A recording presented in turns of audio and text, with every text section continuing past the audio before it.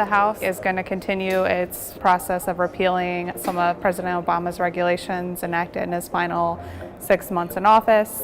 This is something they're doing under the Congressional Review Act that allows them to just repeal some of his final regulations. Among the rules on the chopping block are 2 Department of Labor rules, one from the Interior Department and one from the Health and Human Services Department. While the regulations are the focus on the floor, behind the scenes, Republicans are continuing to talk about their health care replacement plan and getting something in place. In March, as they look to repeal Obamacare, they want to offer a replacement plan at the same time. Last week, Health and Human Services Secretary Tom Price was sworn in, and now that he's in office, House Republicans will be looking to him to help craft their Obamacare replacement plan. He has authored a plan when he was a congressman, and he's in a position now as HHS Secretary to take some executive actions to help roll back the law and move toward a replacement, and that could happen as soon as this week.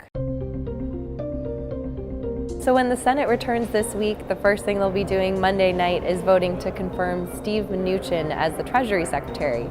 He's the former Goldman Sachs banker. We expect this confirmation to move forward despite Democrats being adamantly opposed to him. After he is confirmed Monday evening, the Senate will move to swiftly confirm David Shulkin as the Secretary of the Veterans Affairs Department. He is currently the Undersecretary of Health in the department. He was appointed by President Barack Obama, and he's also expected to be confirmed. He was unanimously approved by the Veterans Affairs Committee in the Senate.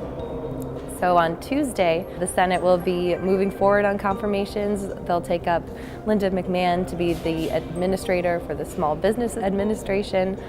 She is the former WWE executive. She co-founded the wrestling organization. She was a big Trump supporter, donated to his campaign. She's also familiar to some of the senators. She ran unsuccessfully for Senate in Connecticut. So she is also expected to be confirmed. So there are still several of President Donald Trump's cabinet nominees that have yet to be confirmed by the Senate. One confirmation hearing that we'll definitely be watching this week is Andy Puzder to be the Labor Secretary.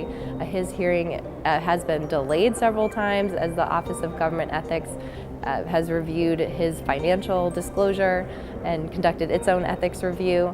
So this is a nominee that Democrats are very much opposed to. Top Democrats, including Senate Minority Leader Chuck Schumer, has actually called for him to withdraw his nomination, saying that his business practices are contrary to the goals of the Labor Department. Mr. Puzder is the head of CKE Restaurants that runs Hardee's and Carl's Jr.'s restaurants.